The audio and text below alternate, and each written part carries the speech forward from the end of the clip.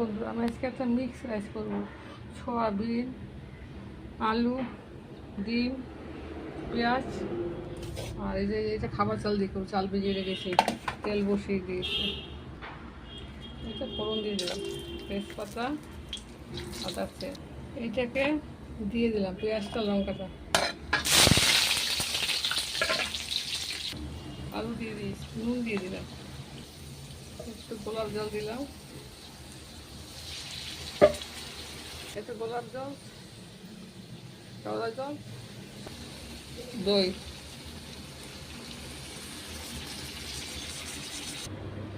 এই দেখো জল দিয়ে দিলাম, পরে চিনি দিচ্ছি, দেখাচ্ছি। হ্যাঁ বন্ধুরা আমার জল দেওয়া হয়ে গেছে, এটা জলের মাপ দেখে নিন, এই যে খুন্তিটা। এখানে ডিমটাও দিয়ে দিলাম, আমার ডিমটা বড় হয়েছে। দেখুন বন্ধুরা আমার মিক্স রাইস হয়ে গেছে, সয়াবিন, আলু আর ডিম দিয়ে। দেখো কেমন হচ্ছে দেখতে।